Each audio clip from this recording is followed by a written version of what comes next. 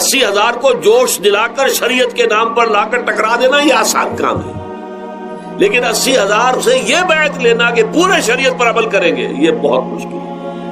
یہی تو وجہ ہے ہمارا قافلہ اگر سست گام ہے تو کیوں ہے؟ ہم یہ کہتے ہیں کہ پہلے میدان میں آنے سے پہلے اپنی ذات پر اپنے گھر میں دین نافذ کرو، پھر باہر نکلو، اپنی معاش اور اپنی معاشرت پر اسلامی شریعت نافذ کرو، پھر باہر آ کر اسلام کا نعرہ لگانے کا تمہیں حق پہنچتا ہے، ورنہ نہیں۔ اگر تمہاری اپنی ذات پر دین نافذ نہیں، چہرے پر 12 بجے ہوئے ہو، اللہ تعالیٰ کے نبی کی سنت کا کہیں آثار دور دور تک نظر نہ آ رہے ہو، روزانہ پھاوڑا چلا رہا ہو آدمی نبی کی سنت کے اوپر شیو کر رہا ہو، اور پھر وہ کہے میں اسلام چاہتا ہوں، بھائی اللہ کے بندے پہلے ذرا یہ کمی پوری کر لے۔ اور اگر تیرے کاروبار میں کوئی حرام شے ہے، تیری معاش میں کوئی حرام شے ہے، کوئی سودی معاملہ کیا، اور ختم کر اس کو اللہ کے بندے، بینک کی سروس کر رہا ہے چھوڑ اس کو، اگر یہ کام کر لو۔ بے پردگی اختیار کی ہوئی ہے، اللہ نے تو پردہ سکھایا ہے، اللہ کے نبی نے پردہ سکھایا ہے، شریعت اسلامی نے پردہ رکھا ہے، مردوں اور عورتوں کا اختلاط پسند نہیں ہے، اس پر عمل کرو، پھر آنا میدان میں، پھر دوسروں کی غلطی جو ہے بتانا اس کو کہ یہ تم غلط کر رہے ہو، مشرف تم یہ کر رہے ہو غلط کر رہے ہو، فلاں تم یہ کر رہے ہو غلط کر رہے ہو، نواز شریف تم یہ کر رہے ہو غلط کر رہے ہو۔ لیکن یہ ہے کہ اس سے پہلے اپنے اوپر، اس لیے میں نے آپ کو بتا دیا وہ واقعہ کہ انہوں نے بتایا، بعد میں اور بھی آ گئے ہوں گے انشاءاللہ، مجھے امید ہے، لیکن جب میں ملا تھا تو انہوں نے کہا تھا ابھی صرف 28 آدمیوں نے بیعت کی۔ بہرحال عورتوں کا ایک حق ہے جو حضور نے بیان فرمایا اور قرآن مجید نے بیان کیا، عاشروہن بالمعروف، عورت کا اکرام ہو، بیٹی کی حیثیت سے بھی، بہن کی حیثیت سے بھی، بیوی کی حیثیت سے بھی، اور ماں کی حیثیت سے تو سمجھو کہ جنت جو ہے وہ ماں کے قدموں تلے، الجنت تحت اقدام الامہات، فرمان ہے محمد رسول اللہ صلی اللہ علیہ وسلم کا۔ لہذا اکرام، عورت کا اکرام، عورت کی عزت، بیٹی کی حیثیت سے بھی، بہن کی حیثیت سے بھی، بیوی کی حیثیت سے بھی، اور ماں کی حیثیت سے بھی۔ عاشروہن بالمعروف، اپنی بیویوں کے ساتھ رہو اور بھلے طریقے پر، نیک طریقے پر، اچھے طریقے پر۔ حضور نے یہاں تک فرمایا خیارکم خیارکم لأہلیکم وانا خیرکم لأہلی۔ دیکھو مسلمانوں، اے میرے صحابیوں، تم میں سے بہتر لوگ وہ ہیں جو اپنے گھر والوں کے حق میں بہتر نرمی کرتے ہیں۔ عورت کے بارے میں یہ بھی فرمایا، ایک مرتبہ سواری تیز دوڑا رہے تھے جو بھی اونٹ کو لے کے جانے والے تھے، جبکہ ہودج میں کچھ خواتین سوار تھی۔ حضور نے فرمایا دیکھو نہ، یہ نگینے ہیں جو سوار ہیں، ان کو زیادہ دھکے نہ لگواؤ تیز تیز اونٹ چلا کر، ان کے ساتھ نرمی ہو، ان کے ساتھ نیکی کی جائے، ان کے احساسات کا خیال رکھا جائے، ان کے ساتھ زیادتی نہ ہو، مار پیٹ کا کیا سوال، معاذ اللہ ثم معاذ اللہ۔ ان کے ساتھ جو ہے عاشروہن بالمعروف، بھلے طریقے پر گزارا کرو۔ یہاں تک فرمایا ہو سکتا ہے کہ کسی وجہ سے تمہاری بیوی جو ہے تمہاری نگاہوں سے گر جائے، اب آپ کے دل میں اتنی محبت نہیں رہی، لیکن اللہ فرماتا ہے دیکھو ہو سکتا ہے کہ اس میں کوئی پہلو ایسا ہو، تلاش کرو، کوئی پہلو ایسا ہو بہتری کا کہ جس کی وجہ سے تلاش کر کے اس کو اپنی نگاہوں میں مرکوز کر لو، تاکہ اس کے تمہارے دل میں اس کے لیے محبت دوبارہ اثر نہ ہو۔ اس پہلو کی وجہ سے جو تمہاری نگاہ سے اوجھل تھا، وہ اچھائی اس میں ہے، سیرت کی اچھائی ہے۔ صورت بہت اچھی نہیں ہے، اللہ نے سیرت اچھی دے دی ہے، جو کچھ دیا، جو اچھائی ہے، جو بھلائی ہے، اس کو تلاش کرو اور نگاہ کو وہاں پر جماؤ تاکہ تم ان کے ساتھ اچھا سلوک کر سکو۔ اس سے آگے آئیے، معاشی میدان ہے سب سے زیادہ سخت اور سب سے زیادہ کٹھن اور سب سے زیادہ ظالمانہ نظام۔ اس میں سب سے بڑا ظلم جو ہمارے پاکستان میں ہے وہ یہ زمینداری، غیر حاضر زمینداری، اور یہ جاگیرداری۔ محنت کرے کسان مزدور ہاری، عیش کرے جاگیردار زمیندار، یہ اس سے بڑا ظلم کوئی نہیں ہو سکتا۔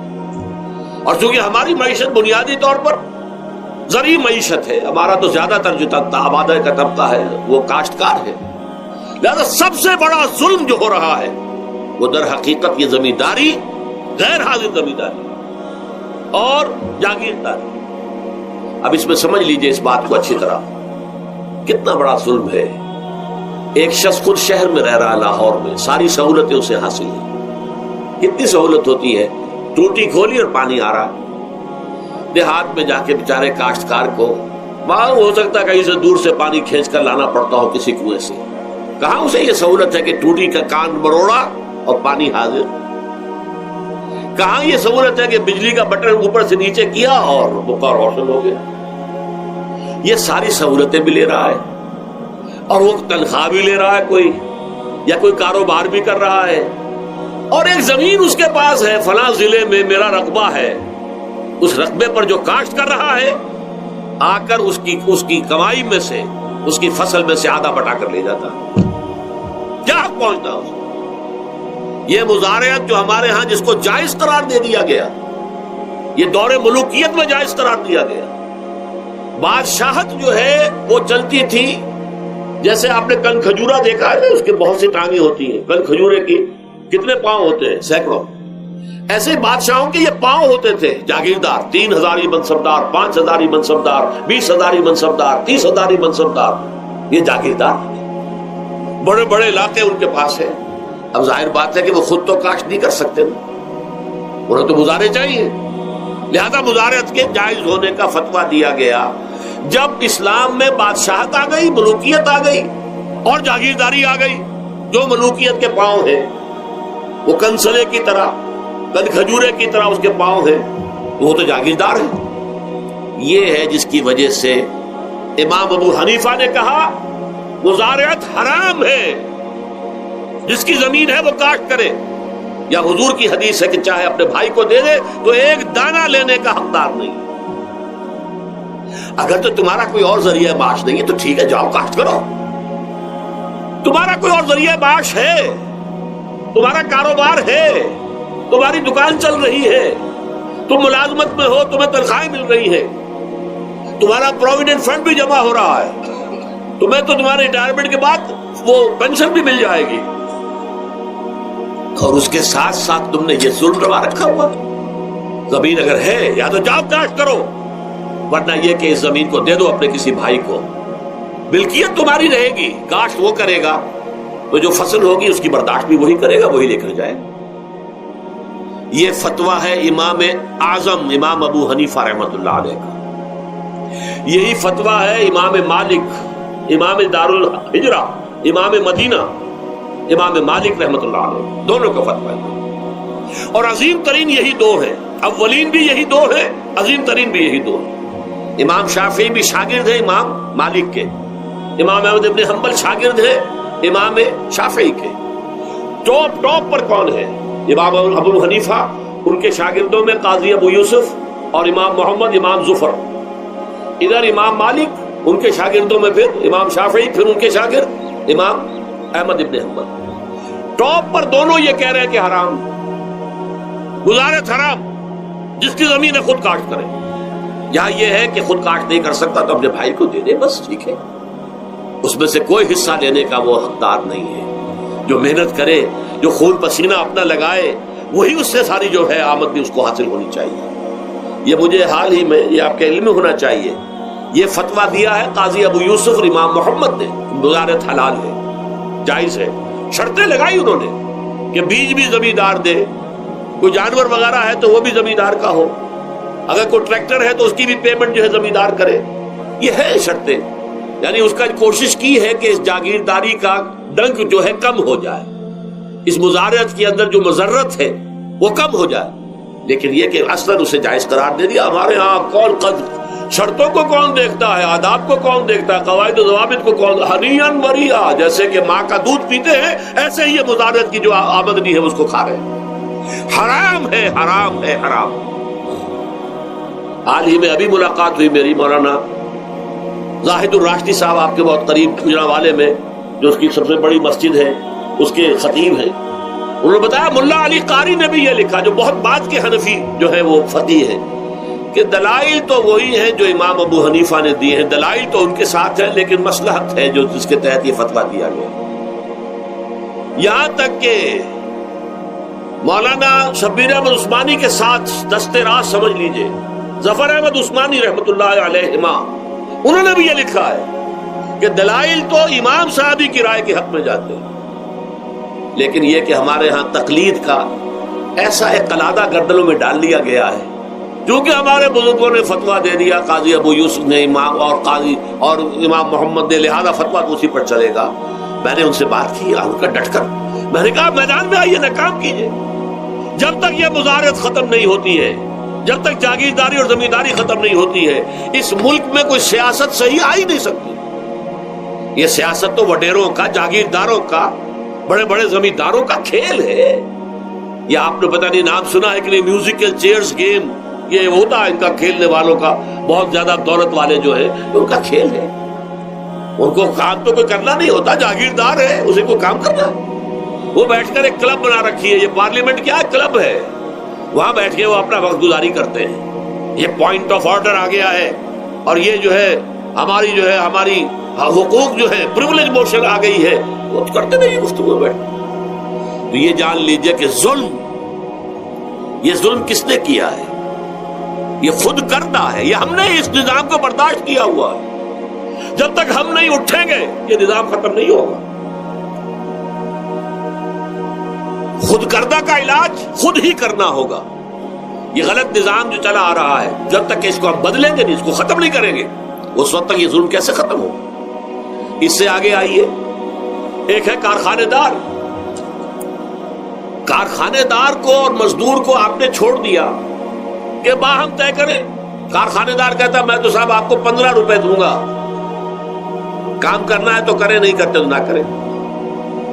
آپ نے زیادہ سے زیادہ یہ کیا کہ نہیں، یہ ویج بہت کم ہے، آپ نے ایک یونین بنا لی، کچھ ہڑتال کر دی۔ اچھا ہڑتال کر دی، 10 دن کی ہڑتال کے بعد غریب مزدور کا تو بچہ ہو سکتا ہے بھوکا مرنے لگے، کارخانے دار کی صحت پہ کوئی اثر پڑے گا؟ اس میں لاکھوں ہیں، کروڑوں ہیں، اس کی صحت پر کوئی اثر نہیں پڑتا۔ لہذا یہ ظلم ہے۔ اس ظلم کا علاج کیا ہے؟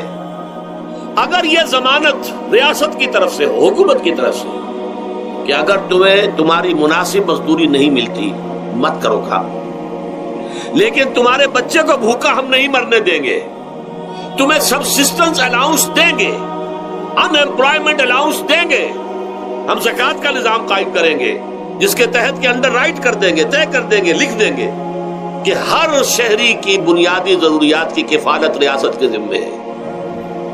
اب اگر ایسا ہے تو ایک آدمی پاؤں جما کر بات کرے گا نا کارخانے دار کے ساتھ، ایک امپلائی جو ہے امپلائر سے بات کرے گا پاؤں جما کر، جناب آپ مجھے تنخواہ کم دے رہے ہیں میں کام نہیں کروں گا۔ لیکن اب کیا ہے، جناب آپ مجھے تنخواہ کم دے رہے ہیں میں کام نہیں کروں گا، مالک کہتا ہے جاؤ دفعہ ہو جاؤ۔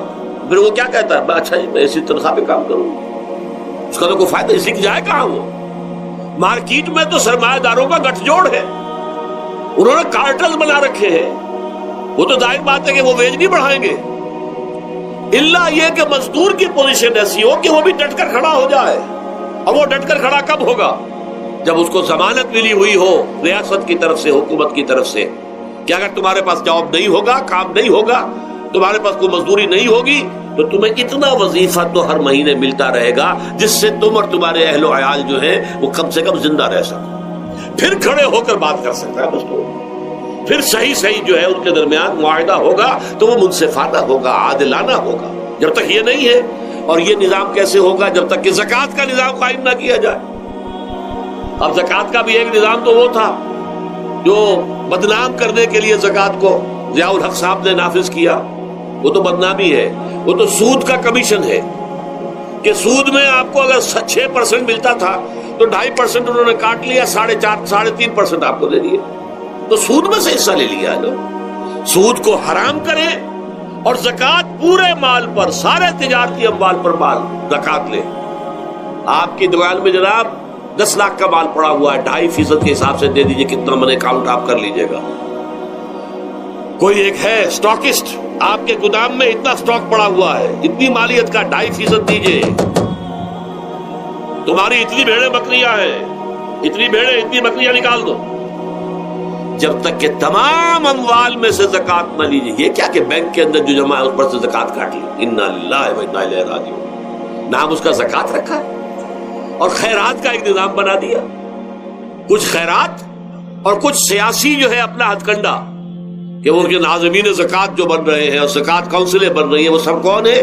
جو ہمارے سیاسی طور پر ہمارے ساتھی ہیں، ہمارے ورکرز ہیں، اور پھر جتنے غبن ہوئے ہیں اور جتنا اس نے مس اپروپریشن، سب کو معلوم ہے ہمارے معاشرے میں آخر اگر حکومت کے جتنے محاصل ہیں وہ غبن ہوتے ہیں تو زکوٰۃ کا کیوں نہیں غبن ہوگا؟ زکوٰۃ کو آسمان سے اتری ہے، بلکہ زکوٰۃ میں سے غبن کرنا تو آسان ہے، اس لیے کہ سود میں سے کاٹا ہوا ہے، اس میں تو انسان جو ہے وہ برا بھی محسوس نہیں کرے گا کہ یہ تو سود ہے، لعنت ہے، اگر اس کو میں نے کچھ ہضم کر لیا تو کیا ہو گیا۔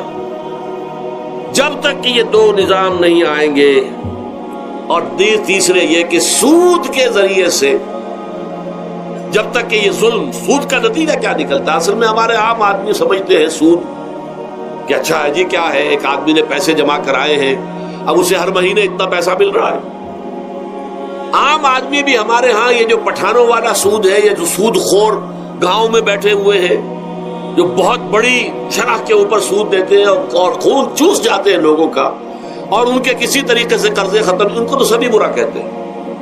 کوئی ایک آدمی بھی آپ کو نہیں ملے گا کہ ان کے لیے کلمہ خیر کہے، ان کے لیے کسی نرمی کا یا ان کے لیے کسی بھی آسانی کا کوئی مطالبہ کرے۔ البتہ یہ جو بڑا سود ہے، بینک کا سود، کاروباری سود، اس کی شناخت لوگوں پر واضح نہیں ہے۔ یہ ایک بہت بڑے پیمانے پر یہ برائی جو ہے آپ کو انڈیویجول پر نہیں نظر آ رہی۔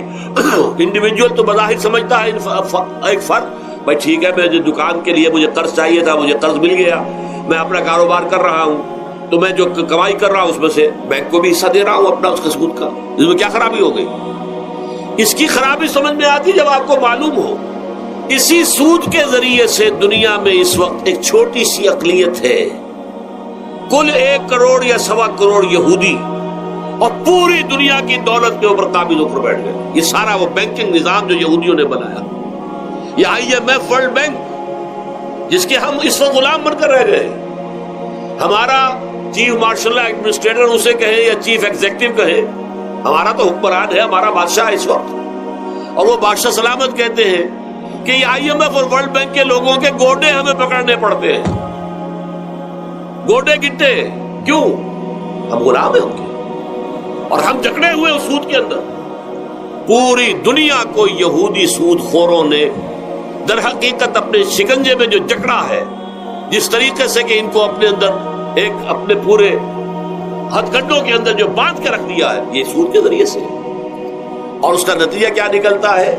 دیکھیے، امریکہ میں کہتے بڑی جمہوریت ہے، لوگ ووٹ دیتے ہیں، لیکن حقیقت اگر لوگ جانتے ہوں کہ دیوے استبداد جمہوری قبا میں پائے کو، تو سمجھتا ہے یہ آزادی کی ہے نیلم پری؟ ہم نے خود شاہی کو پہنایا ہے جمہوری لباس، جب ذرا آدم ہوا ہے خود شناس و خود نگر۔ اب امریکہ میں اصل میں کیا ہے؟ امریکہ میں کیپٹلسٹ کا نظام ہے۔ یہ حکومت کس کی ہے؟ سرمایہ داروں کی ہے۔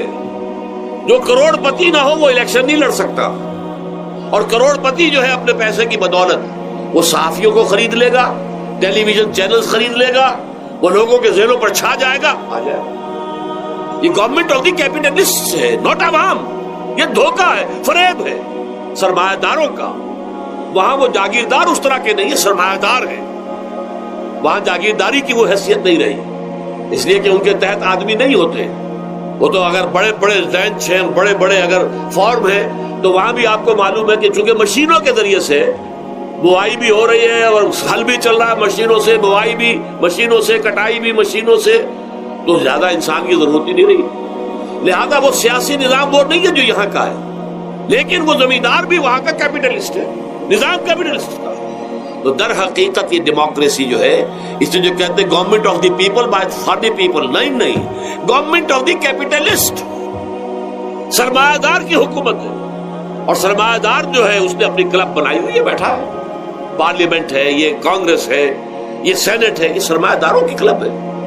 باقی عوام کے لیے وہاں کیا ہے؟ واقعہ یہ ہے کہ عام آدمی امریکہ کا بھی یہ ضرور ہے کہ بنیادی ضرورتیں محنت کر کے، خون پسینہ ایک کر کے اپنی وہ حاصل کر لیتا ہے، لیکن بہت نچلی سطح پر ہے۔ عام آدمی وہاں بھی بہت نچلی سطح پر ہے، اور ایسے لوگ ہیں معدود گنتی والے جو 40 50 بلین کا ایک چیک لکھ سکتے ہیں، وہ سب یہودی ہیں۔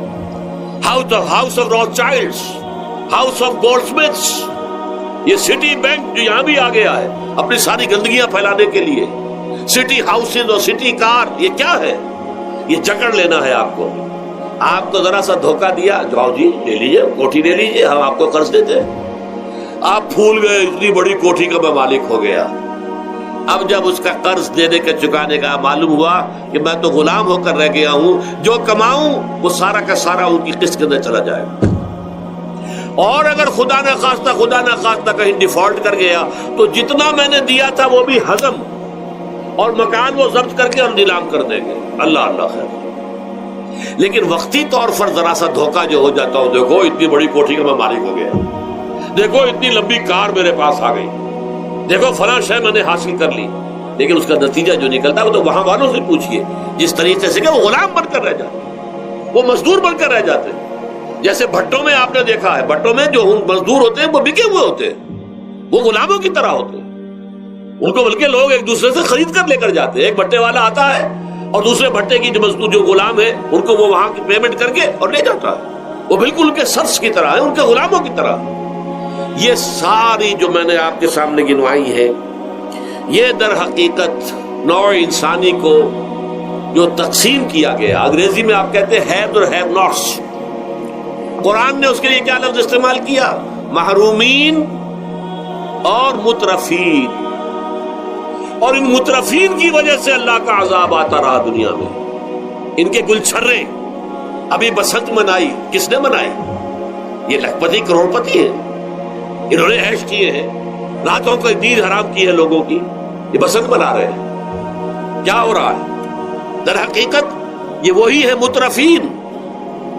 سورہ بنی اسرائیل میں فرمایا جب ہم یہ فیصلہ کر لیتے ہیں وَإِذَا أَرَدْنَا أَن نُهْلِكَ قَرْيَةً أَمَرْنَا مُتْرَفِيهَا فَفَسَقُوا فِيهَا فَحَقَّ عَلَيْهَا الْقَوْلُ فَدَمَّرْنَاهَا تَدْمِيرًا۔ جب ہمارا فیصلہ ہوتا ہے کہ کسی بستی کو، کسی علاقے کے لوگوں کو ہلاک کر دیں، تو مترفین جو ہے، دولت مند لوگوں کو ہم حکم دے دیتے ہیں، آزادی دے دیتے ہیں، ان کی لگام ڈھیلی کر دیتے ہیں، اس میں فسق و فجور کا بازار گرم کر دیتے ہیں۔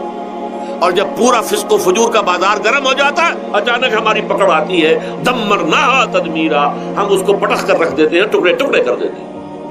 یہ مترفین، اور دوسری طرف محرومین، اسی طریقے سے مستضعفین اور مستکبرین۔ ایک طرف مستکبرین ہے، ہاٹی پیپل، جو کہ پارلیمنٹ میں جاتے ہیں، جو جاتے ہیں سینٹ کے اندر بیٹھتے ہیں، جن کا ایک طبقہ ہے، وہ ایک علیحدہ ہی ہے، ان کی سوسائٹی علیحدہ ہے، ان کے تہوار علیحدہ ہے۔ نیو ایئرز نائٹ پر جو کچھ یہ کرتے ہیں بدماشیاں، اس کا ذرا سا آپ کو اندازہ بہرحال دیہات کے رہنے والوں کو نہیں ہے۔ لاہور اور کراچی کے لوگوں سے پوچھئے کیا ہوتا ہے، اسلام آباد کے لوگوں سے پوچھئے، پشاور اور کوئٹہ کے لوگوں سے پوچھئے۔ یہ سب در حقیقت مستضعفین ایک طرف، مستکبرین دوسری طرف، محرومین ایک طرف اور مترفین ایک طرف، یہ سوسائٹی کو تقسیم کر کے، اور پھر تقسیم کرو اور راج کرو، ڈیوائڈ اینڈ رول۔ یہ آپس میں ٹکرائیں گے، آپس میں لڑیں گے، تم ان سب کے اوپر حکومت کرو۔ اب ظاہر بات ہے کہ اس کا علاج میں نے عرض کیا تھا نا کہ پہلے قسم کے دکھ تو وہ ہیں جو من جانب اللہ آتے ہیں، اس کا تو سوائے برداشت کے کوئی مادہ نہیں، کوئی اس کا اور ہمارے پاس چارہ نہیں۔ لیکن برداشت کا حوصلہ بڑھانے کے لیے وہ ساری باتیں ایمان کے ذریعے سے ہمیں ملتی ہیں۔ لیکن یہ جو خود کردہ ہے، اپنے غلط نظام کی وجہ سے جو دکھ ہم نے پھیلا رکھا ہے، جو محرومی پھیلا رکھی ہے، جو بھوک پھیلا رکھی ہے، جو لوگوں پر ظلم کا جو ہے بازار گرم ہو رہا ہے، چاہے وہ سماجی سطح پر ہے، گھروں میں ہے، چاہے بازاروں میں ہے، چاہے مارکیٹوں میں ہے، چاہے کھیتوں میں ہے، چاہے کارخانوں میں ہے، یہ سب ہمارے غلط نظام کا نتیجہ ہے، یہ اللہ کی طرف سے نہیں ہے۔ وما اصابکم من مصیبت فبما کسبت ایدیکم، یہ تمہارے اپنے ہاتھوں کی کمائی ہے، تمہارے اپنے ہاتھوں کے کرتوت ہیں، تم نے غلط نظام کو قبول کیا ہوا ہے۔ اب اس کا علاج کیا ہوگا؟ اب علاج ایسے ہوگا جد و جہد کے ذریعے سے اس نظام کو ختم کیا جائے۔ اس لیے کہ یہ تو میں نے آپ کے سامنے بیماری کا بیان کر دیا ہے، علاج کیا ہے انشاءاللہ اس کے بارے میں گفتگو جو ہے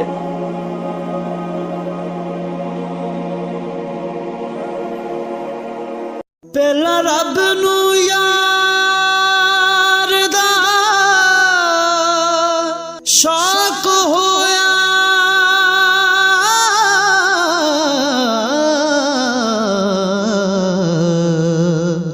نبی پاک دا کرن جمال